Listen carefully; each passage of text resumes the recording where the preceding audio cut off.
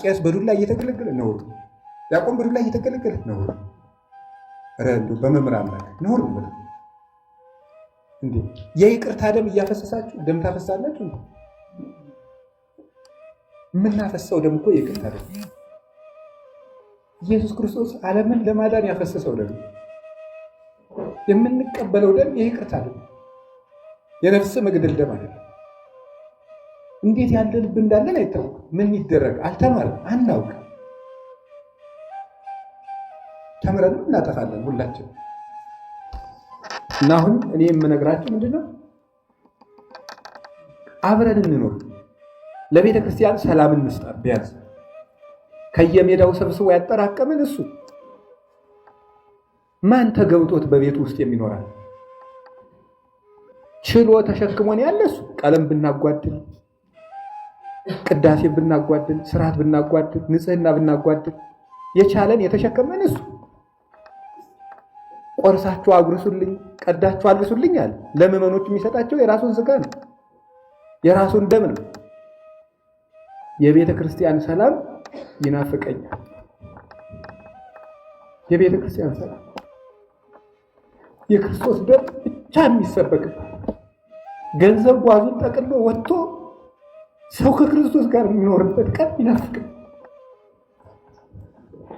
ይሄኛ ያለው በእኛ እጅ ነው። ቤተክርስቲያን መከራ ውስጥ ናት። በገንዘብ ሰው ይታረዳል፣ በገንዘብ ካህን ይሸጣል። እንዴት ነው የምናደርገው?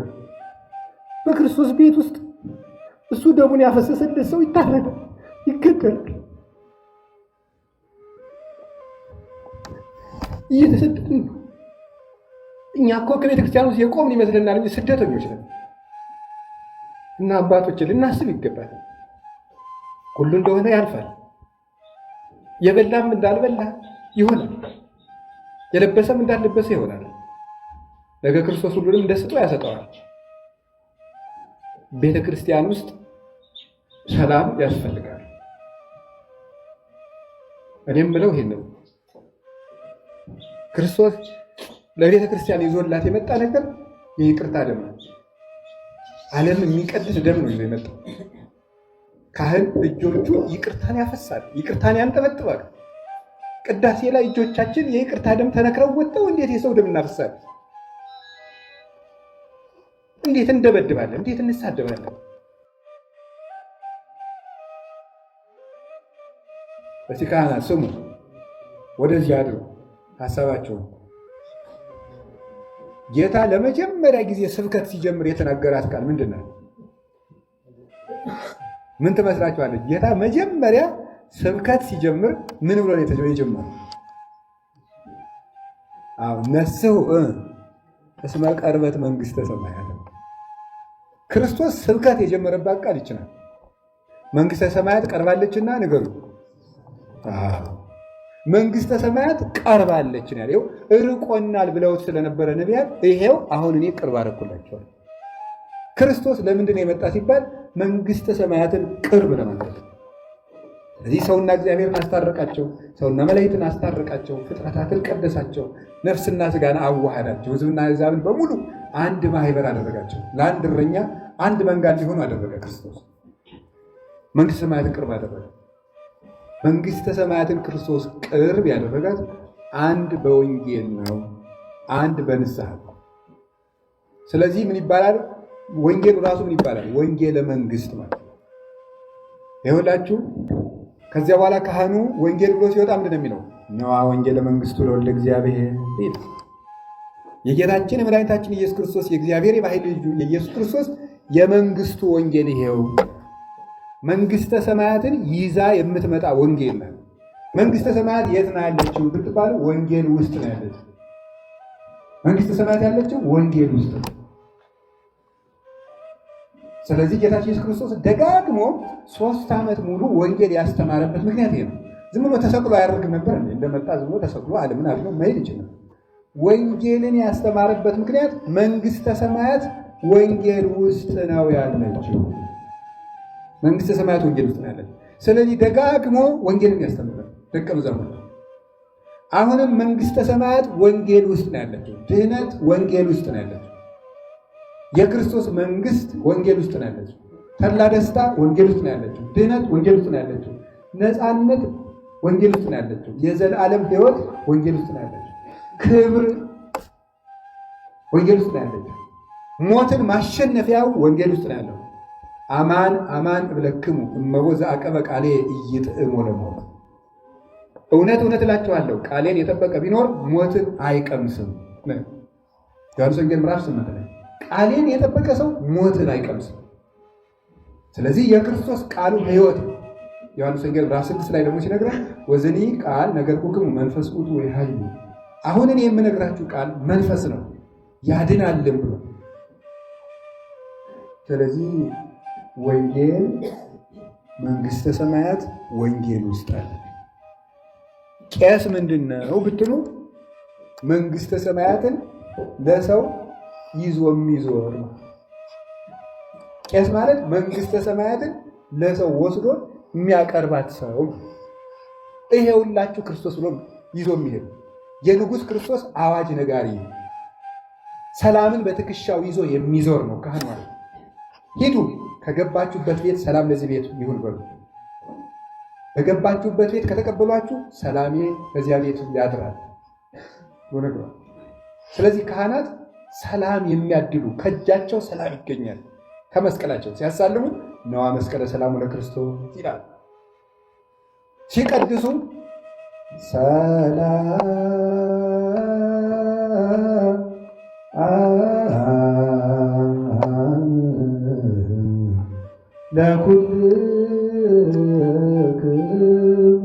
ይላል። ሰላም ለእናንተ ይሁን ይላል። ቃላቸው ሰላም ነው፣ መስቀላቸው ሰላም ነው። ካህናት በትከሻቸው ሰላም ይዘው ይዞራል። ያው የክርስቶስ ሰላም ነው። የክርስቶስ ሰላም ነው። ቄስን ማየት እኮ የክርስቶስን ሰላም ማየት ነው። እውነት ይላል። አሁን ለስብከት ብቻ ብዬ እንዳይመስላል። እኔ አሁን ጳጳሳትን ሳይ ክርስቶስን እንደማየው ነው የምቆጥረው። የግል ኃጢአታቸውን አያገባኝም። ከክርስቶስ ጋር ይነጋገሩበት። በዚያውስ ላይ ደግሞ እኔ ስንት ኃጢአት ተሸክሜ የምን አገባኝ? ሳያቸው ራሱ ክርስቶስን የማየው ይመስለኛል። ካህንም እንደዛ እኮ ነው። ቄስ ሲያዩት ሰው ይመስላል፣ ጸበል ሲያዩት ውሃ ይመስላል ይላሉ። ቄስ እኮ ሰው ብቻ አይደለም፣ መልአክ ነው። የክርስቶስን ሰላም መንግሥተ ሰማያትን ይዘናት ነው የምንዞር። በእውነት አባቶቻችን እድል ነው። ይሄ እድል ነው ስላችሁ በእድል አይደለም የተመረጥነው፣ በቸር ነው። የትልቅ ነገር ነው። ቄስ በአፉ መንግሥተ ሰማያት ይወጣዋል፣ በእግሩ መንግሥተ ሰማያት ይወጣዋል። ከዋው እገሪሆሙ ለእለ ይዜንው ዜና ሰናይ፣ መልካም ዜናን የሚያወሩ እግሮቻቸው ያማሩ ናቸው ብሏል ነቢዩ። መልካም ዜና ይሏቸዋል ወንጌል። የካህን እግሩ ለወንጌል ነው የሚፈጥን። የሌሎች እግርሳ በሊህ እገሪሆሙ ለክዮደም ሐሳሮ ቅጥቃጤ ውስተ ፍኖቱ፣ እግራቸው የሰው ደም ለማፍሰስ ፈጣን ነው ይላል። ሌሎቹ እንደዛ ናቸው። እኛ ግን የካህናት እግር ክርስቶስን ይዞ ይዞራል። አርታ ሀገሪነ ውስተ ፍኖተ ሰላም፣ እግረ ልቡናችንን ውስተ ፍኖተ ሰላም፣ ወደ ፍቅር፣ ወደ ወንጌል፣ ወደ መንግሥተ ሰማያት አቀናልን። ደም ለማፍሰስ የሚሮጠውን እግራችን፣ ለመስፈን የሚሮጠውን እግራችን፣ ወደ ጣዖት የሚሮጠውን እግራችን፣ ለአድማ የሚሮጠውን እግራችን ክርስቶስ ወደ ወንጌል አቀናልን። አንደበታችን ይባረከ፣ ሕሊናችንን ያነቃቃ፣ እግሮቻችንን ያረታ፣ እጆቻችንን በመቅደሱ እንዲነሱ ያደረጋቸው። አንስኡ እደዊክሙ ቀሳውስት፣ በቤተ መቅደስ እጆቻችሁን አንሱ። የቄስ እጁ በቤተ መቅደስ ነው የሚነሳ። የቄስ እጁ በመቅደስ ነው የሚነሳ፣ በሌላ አይነሳም። ለዱላ አይነሳም፣ ለተኩስ አይነሳም። የቄስ እጅ ቆይ ለማለት አይነሳም። የቄስ እጅ ለምንድን ነው የሚነሳው? ለመስዋዕት። በእጃቸው መስዋዕት፣ በቃላቸው ጸሎት ይባላል። ዲያቆን ሲሾም ዘያፈጥን እዴሁ ለዘቢጥ ይላል አንደኛ ጢሞቴዎስ ምዕራፍ 3 ላይ ቅዱስ ጳውሎስ እጁን ለመማታት የማያፋጥን ዲያቆን ይሁን ይልና ሲተረጉሙት ሊቃውንቱ በእጁ ለመማታት በቃሉ ለመገዘት የማይፈጥን ስነው ዲያቆን የሚሆን። አሁን ደስ ይበላችሁ፣ እውነቴን ነው። ከአንድ ምዕመን ቤት ከገብረ ሥላሴ ቤት ከወለተ ማርያም ቤት ስትሄዱ የክርስቶስን ሰላም ተሸክማችሁ ነው የምትሄዱ። የደስ ሊለን ይገኛል። ፍርሃትም ሊለቀን ይገባል። የማን ሰላም አለ እኛ ጋር ንገሩኝ እንጂ። የኢየሱስ ክርስቶስ ሰላም ከካህናት ጋር ነው ያለው። አይገርማችሁም? 5 ሚሊዮን ሕዝብ ተሰብስቦ ቢያስቀድስ ሰላም ለኩልክሙ የሚል ቄስ ግን ስንት ነው? በመቅደስ ውስጥ አንድ ቄስ ሰላም ለኩልክሙ ይላል። 50 ሺህ ሰው በአንተ ቃል ሰላም እያገኘ አንተ ሰላም ታጣለን። ራሳችን ጋር ተጣልተን እንለቅ። ለ50 ሺህ፣ ለ10 ሺህ፣ ለ20 ሺህ፣ ለ30 ሺህ ሰው ሰላም የምንሰጥ ሰዎች ከወንድማችን ጋር በሰላም መኖር ያቅተናል? ሞኝ ነህ? 5000 ሕዝብ አንተን ከቦ አስቀድሶ ሰላም ይዞ ሲሄድ አንተ ከአንድ ዲያቆን ጋር ሰላም አይኖርም? በጣም እኮ የሚያሳዝን እኮ ነው።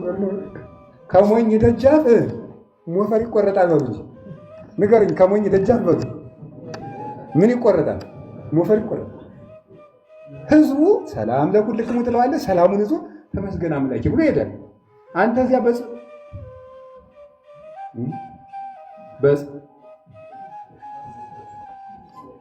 ትደባደባለህ። ምንድን ነው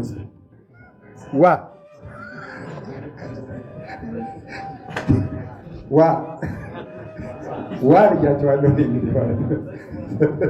ስለዚህ ይሄ ካህን የማንን ሰላም ነው ሰው ይዞት ነገሩኝ እንጂ የመድኃኔዓለምን ሰላም። ከቄስ እጅ ሰላም አለ፣ ከቄስ ቃል ሰላም አለ።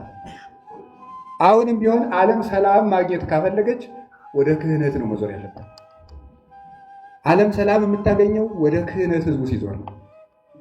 እኛም ደግሞ ሰላም ተሸካሚዎች ስለሆነ የምንሰብከው ሰላም ግን ምዕመናን አትጣሉ፣ ጦርነቱ ይቁም በማለት አይደለም። እኛ የምንሰብከው ሰላም መጀመሪያ ማን ነው? ክርስቶስ። ሰው የመድኃኔዓለም ሰላም ሲደርሰው ነው ሰላም የሚፈጥር። የእግዚአብሔርን ሰላም ያላገኘ ሰው ሰላም ፍጠር ሰላም ፍጠር የሚሉት አይሰማም። መጀመሪያ የእግዚአብሔር ሰላም ለእኛ ሊኖረን ያስፈልጋል፣ ለቤተ ክርስቲያን ያስፈልጋል። ጸልዩ በእንተ ሰላም ቤተ ክርስቲያን ይላል ዲያቆኑ። እሱ ግን ሰላም የለውም። እና ከዘራውን ይዞ እየተደባደበ ጸልዩ በእንተ ሰላም ቤተ ክርስቲያን ይላል። ሞኝ አንተ ራስህ ስጣት የቤተ ክርስቲያንን ሰላም አንተ ራስህ ባታበላሽ ይባል። እዚህ ያላችሁት እንዲያውቁን አይደለም፣ ሌላ ሰውዬ ነው የማውቀው። አንድ ዲያቆን የሆነ ሌላ አለ አታውቁት፣ ሌላ ሰውዬ ነው እናንተን አይደለም። እንዴት ነው እንደው እውነቴን እኮ ነው የምነግራችሁ። ሰላሜ አሐድግ ለክሙ ክርስቶስ የትንሣኤ መጥቶ ምንድን ነው የሰጣቸው ለቅዱሳን ሐዋርያት? ሰላም። እኔ የምናገረው አሁን የዓለሙን ጦርነት ዱላውን ያንን እግዚአብሔር እሱ ያስታግሰው። እያወጋው ያለሁት ግን መጀመሪያ የቤተ ክርስቲያን ሰላም እንዴት ነው የሚመጣ? የቤተ ክርስቲያን ሰላም ከሌለ የዓለም ሰላም አይመጣም። ይሄ ማለት ከእግዚአብሔር ጋር መታረቅ ነው። አሁን ሁላችንም እኔም ጀምሮ እኔም ራሴ የባስኩ በደለኛ ከእኔ ጀምሮ ሁላችንም ከእግዚአብሔር ጋር መታረቅ አለብን። ከእግዚአብሔር ጋር መታረቅ፣ ከነፍሳችን ጋር መታረቅ፣ ከወንድማችን ጋር መታረቅ አለብን። ክርስቶስ የጸሎት ሐሙስ ዕለት ምን ትቸላችሁ እሄዳለሁ ነው ያለ። የአባቴን ሰላም ነው። ሊሞትብን ነው መምህራችን ሲሉት ምንድን ነው ያላቸው? ሰላም አሐድግ ለክሙ። አባት ለልጁ ሲሞት ሀብት ጥሎ ይሄዳል። ክርስቶስ ለሐዋርያት ጥሎላቸው ሄደው ሰላሙን ነው። ያንን ሰጥቷቸው ወደ ያንን ቤተክርስቲያን መቼ ነው የምታገኘው? ያ ሰላም በሲኖዶስ እንዲኖር፣ ያ ሰላም በካህናት ጉባኤ እንዲኖር ያስፈልጋል። ይሄ ሰላም በቅዱስ ሲኖዶስ፣ በማህበረ ካህናት፣ በቤተ መቅደስ ሲኖር ምዕመናን በሰላም ውለው ያድራል። የእኛ መበላላት ግን ህዝቡን ሲያበላለው ነው። እኛ ውስጣችን ከእግዚአብሔር ጋር መታረቅ አለበት። ሁከተኛ አንድ ሁከተኛ ወይፈን ካለ በረቱ በሙሉ ሲበጠበጥ ያድራል። እኛ ሁከተኛ ሆነን የክርስቶስን በረት እየበጠበጥናት ነው። የክርስቶስ በረት ደግሞ ቤተክርስቲያን ነው። ካቃተን ደግሞ እንደው ቁጭ ብንልና እንደው ወይ በቃ ወይ ምዕመናን ዝም ብለው ባለቀሱ እንዴ ነውር አይደለም? ቄስ በዱላ እየተገለገለ ነውር፣ ዲያቆን በዱላ እየተገለገለ ነውር። ኧረ እንደው በመምህራን ላይ ነውር ነው። እንዴ የይቅርታ ደም እያፈሰሳችሁ ደም ታፈሳላችሁ እንዴ? የምናፈሰው ደም እኮ የይቅርታ ደም። ኢየሱስ ክርስቶስ ዓለምን ለማዳን ያፈሰሰው ደም፣ የምንቀበለው ደም የይቅርታ ደም፣ የነፍስ መግደል ደም አይደለም። እንዴት ያለ ልብ እንዳለን አይታወቅም። ምን ይደረግ አልተማርም፣ አናውቅም። ተምረን እናጠፋለን ሁላችን። እና አሁን እኔ የምነግራችሁ ምንድነው? አብረን እንኖር፣ ለቤተ ክርስቲያን ሰላም እንስጣት። ቢያንስ ከየሜዳው ሰብስቦ ያጠራቀምን እሱ ማን ተገብቶት በቤቱ ውስጥ የሚኖራል? ችሎ ተሸክሞን ያለ እሱ። ቀለም ብናጓድል፣ ቅዳሴ ብናጓድል፣ ስርዓት ብናጓድል፣ ንጽህና ብናጓድል የቻለን የተሸከመን እሱ። ቆርሳችሁ አጉርሱልኝ፣ ቀዳችሁ አልብሱልኝ አለ። ለምዕመኖች የሚሰጣቸው የራሱን ስጋ ነው፣ የራሱን ደም ነው። የቤተ ክርስቲያን ሰላም ይናፍቀኛል። የቤተ ክርስቲያን ሰላም የክርስቶስ ደም ብቻ የሚሰበክበት፣ ገንዘብ ጓዙን ጠቅሎ ወጥቶ ሰው ከክርስቶስ ጋር የሚኖርበት ቀን ይናፍቀኝ። ይሄ እኛ ያለው በእኛ እጅ ነው። ቤተክርስቲያን መከራ ውስጥ ናት። በገንዘብ ሰው ይታረዳል፣ በገንዘብ ካህን ይሸጣል። እንዴት ነው የምናደርገው? በክርስቶስ ቤት ውስጥ እሱ ደሙን ያፈሰሰለት ሰው ይታረዳል፣ ይገደላል። እየተሰደድን ነው። እኛ እኮ ከቤተክርስቲያን ውስጥ የቆምን ይመስለናል እንጂ ስደተኞች ነን። እና አባቶችን ልናስብ ይገባል። ሁሉ እንደሆነ ያልፋል። የበላም እንዳልበላ ይሆናል፣ የለበሰም እንዳልለበሰ ይሆናል። ነገ ክርስቶስ ሁሉንም እንደ ስጦ ያሰጠዋል። ቤተ ክርስቲያን ውስጥ ሰላም ያስፈልጋል። እኔም ብለው ይሄንን ክርስቶስ ለቤተ ክርስቲያን ይዞላት የመጣ ነገር የይቅርታ ደም ነው። ዓለም የሚቀድስ ደም ነው ይዞ የመጣው። ካህን እጆቹ ይቅርታን ያፈሳል፣ ይቅርታን ያንጠበጥባል። ቅዳሴ ላይ እጆቻችን የይቅርታ ደም ተነክረው ወጥተው እንዴት የሰው ደም እናፈሳለን? እንዴት እንደበድባለን? እንዴት እንሳደባለን? እና አሁን ተመልሰን ይሄን ማሰብ አለብን። እውነቴን ነው። እዚህ ያለነው ካህናት እንኳን ሄደን መታረቅ አለብን። ካልሆነ ግን ምዕመናን የእኛን ገፈታ ነው እየቀመሱ ያለ። ቤተክርስቲያን የእኛን ገፈታ የእኛን ዕዳ ነው እየጠጣች ያለችው። ዘመዶች፣ ሹመቱም ያልፋል፣ ሁሉም ያልፋል፣ ፉክክሩም ያልፋል፣ በዘመድ መታጀቡም ያልፋል። የማያልፍ ቀን አለ። ክርስቶስ አክብሮን ከዚህ በላይ ምን ያርግልን? የእሱ አገልጋዮች እንኳን እኮ እኛ እኮ ያንድ እስቲ እግዚአብሔር ያሳያችሁ። አሁን እኛ በቤተ መቅደስ የቆምነው በየትኛው እውቀታችን ነው? በየትኛው ቅድስናችን ነው? እንኳንስ በክርስቶስ በሰማይ ዙፋን ፊት ለመቆም ይቅርና የአንድ ወረዳ አስተዳዳሪ ጠጅ አሳላፊ ለመሆን የሚያበቃ እውቀት አለን እንዴ? ምን እውቀት አለን? አሁን እግዚአብሔር በቸርነቱ ነው እንጂ። እና ዕዳ የተሸፈነለት ሰው እጅ ነስቶ ይኖራል እንጂ ይጠግባል እንዴ? እኛ እኮ ዕዳችን ተሰርዞልን የምንኖር ሰዎች ነው። በቸርነቱ ያጠራቅማል። እና አባቶች እኔ የምነግራችሁ ምንድን ነው? ሌላው ይቅርብን፣ የአባቶቻችን ነገር እንኳን እግዚአብሔር ያሳድገን። ግን ቢያንስ ግን እንታረቅ፣ ቢያንስ በይቅርታ እንኖር፣ ቢያንስ ዘረኝነቱን እንትወው። የቋንቋው፣ የክልል፣ የዞን፣ የወረዳ፣ የቀበሌ፣ የመንደር ዘረኝነት ጀምረናል። የመንደር ዘረኝነት፣ የጎጥ አሁን እንዲህ ብለን ነው እንግዲህ ታዲያ መንግስተ ሰማያት ወንጌል እንዴት ነው? እንዴት ወንጌለኛ ወንጌላዊ ሆነናል ሞተናል። እና ቢያንስ ዘረኝነት ይልቀቀል፣ መንደረኛነት ይልቀቀል። መንደረኛነት ይቆጥራል ክርስቶስ። እስቲ እግዚአብሔር ያሳያችሁ። አሁን አንዱን ሰውዬ ግራ እጁን ቆርጠ፣ ቀኝ እጁን ቆርጠ፣ አይኑን አውጥተ፣ ጆሮውን ቆርጠ፣ ለየብቻ አስቀምጠ ሰውየውን እወድሃለሁ ትላለህ? የክርስቶስን ቤተክርስቲያን እየከፋፈሉ ክርስቶስን እወድሃለሁ ማለት አይቻልም። ስለዚህ የእግዚአብሔር ቤተሰቦች ምዕመናን በእኛ ምክንያት ናቸው የቄስ ገሌ ደጋፊና የቄስ ገሌ ደጋፊ ሆኖ መከራ የሚያው። የአንዱ ቄስ አጃቢ ያለው የራሱ ቄስ አጃቢ ያለው ያም ወገኑን ወይ እኛ አለቃ ለመሆን እኛ ሰበካ ጉባኤ ጸሐፊ ለመሆን የክርስቶስ አካል ይከፈት እንዴ? አይምሯችንን በሙሉ ማሰብ አለብን። ቄስ እንደ ተራ ሰው በልቶ ጠጥቶ ተኝቶ ተነስቶ መሽቶ ነግቶ ኑሮ የሚሞት አይደለም። ቄስ ለክርስቶስ ታሪክ የሚጨነቅ ለክርስቶስ ክብር የሚኖር ነው። በተቻለን መጠን የተናገርኩም የወቀስኩም እኔኑ ራሴ ነው እንጂ የምነግራችሁ እኔ ከእናንተ ውጭ ሆኜ እናንተን እየወቀስኳችሁ አይደለም።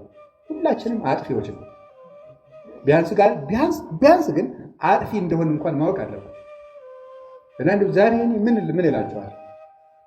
መጽሐፍ የሰላም ወንጌል ይዘን እርስ በርሳችን መበላላል ደግሞ አናዳምጥ። አንዱ ቄስ እርስ በርስ እኮ አሜባ የሚባል አለ። ራሱን ነው የሚበላ ይባላል። ራሱን ይከፍላል፣ ራሱን ይበላል፣ ያጠፋል። ወይም ይቅርታ በዚያ በሌለኝ ሳይንስ ስለምንልፋለሁ እንደ ውሻ የራሱን ቁስል የፈወስኩ እየመሰለው ራሱ ያደመዋል ይባላል እየላሰ። እንደ ውሻ ቁስላችንን እያሰፋን እኮ ነው። አንዱ ባልንጀራችን ደግሞ እንዲያድግ አናደርገው። ሲሰብክ እንስቅበታለን፣ ተሰብስበን በምስራቅ እንዶልታለን። ቤተ ክርስቲያን ዱለት ለቄስ ነው አላሉ አዲሱ። ዱለት ለቄስ ነው ማለት ነው። ዱለቱን ስጋውን ያለ መስሎ አውቆ ይዶልታሉ እያለ መዶለት ለምን ታንገለው አሕዛብ እያለ ራሱ ያንገለከው ራሱ ዱለት አሕዛብ ለምን ዶለቱ ብሎ ይደግማል። እሱ ግን ይዶልታል። ለምን ትዶልታለህ? የካህን ምክሩ ሰንሰለት ማሰሪያው አሸት ነው የሚባለው። አድማውን ያድምና ደግሞ መሀል ላይ ቄስ ገሌን እንዲያደርግ ሲባል ኦራኒ አይደለም ብሎ መሀል ደግሞ ሸርተት ይላል። አብሮ ያድማል፣ መልሶ ራሱ ነገር ይሰራል። ይሄንን አድማ ጥርግ አድርገን መተው አለብን። ግድ የላችሁም እንዲያው በእውነት ኧረ እኔ እንደዚህ ተወቀስን ምናምን እንደዚህ እንዳትሉ ግድ የላችሁም። ኧረ እኔ ከፈለጋችሁ የእኔን ኃጢአት እዚህ አምጥቼ አነብላችኋለሁ። ቅዱስ ጳውሎስ እኔ ዘአነ ቀዳሚሆሙ ለኃጥአን ካለ የኃጥአን መጀመሪያ ከመሆን ከኔ ጀምሮ ብሎ ከተናገረ እኛ ብንወቀስ ምንድን ነው? እኛን ነውር ሰው የማይሰማው ለምንድን ነው? ይኖራል ቅዱስ ጳውሎስ እንኳን እንዲያው። ስለዚህ አሁን እኔ የምነግራችሁ ነገር ወንጌል መንግስተ ሰማያት የት ውስጥ ነው ያለችው አልኳችሁ? ወንጌል ውስጥ። እስቲ ወንጌል ውስጥ በሉ ንገሩኝ እንጂ። አንቡ፣ ተማሩ። እሁድ ቁጭ በሉ፣ ተሰብሰቡ። በዚህ አትዶልቱ፣ ስልካችሁን አታውሩ። አሁን የቄስ ደመወዙ ስሙ ነው ይባላል። መላከ ገሪ፣ ሊቀ ማእምራን፣ ሊቀ ስልጣናት፣ ሊቀ እያለ በቃ ይቀጥላል። እያለ ስም የቄስ ሀብቱ ስሙ ነው። ደመወዝ ማንግዳ የለው፣ ስሙ ነው ደመወዙ። አሁን እናንተ ስም ነው እንጂ ደመወዛችሁ ምን ሀብት ኑሯችሁ ነው ስልክ የምትደውሉ? የትኛው ካምፓኒ ሊዘጋ ነው? የትኛው ንግዳችሁ ሊዘጋባችሁ ነው? ሄሎ ወዲ ምኑ ሊያመልጥህ ነው? ፖለቲካ ትመራላችሁ።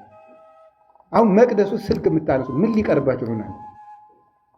ወይ እንደው ሰው ከሁሉም ሳይሆን ይቀራል። ሀብት የላችሁ ድሃ ናችሁ፣ ቄስ ናችሁ። በእርግጥ ዛሬ እንኳን ያለው ማየታ በውስጥ ወሳጤ መንጦላይት ወይም ልዋ ባህቂ ማርያም ሳይሆን በውስጥ ወሳጤ መንጦላይት እንጃ ያለውም ይኖራል። የቄስ ድሃ ይሁን አላልኩም። በአግባቡ ኑሮት በልቶ ጠጥቶ ፈጣሪውን ቢያመሰግን ነውር የለም። እንዲያውም ከሚሰርቃት ቢኖረው ይሻላል። አቶ ከሚሰርቅ ምዕመናን አስራት በኩራት አውጥተው ቢከፍሉት፣ መጽሐፉን እንደ ልቡ ገዝቶ ቢያነብ፣ ልጆቹን እንደ ልቡ ቢያሳድግ፣ ሳይሳቀቅ ቢያስተምር፣ ቢመክር ችግር የለውም። እሱ አይደለም ችግሩ። መሰረታዊ ነገሩ ግን ይቅርታ ሊኖረን ይገባል። የዛሬ መልእክቴ ነው።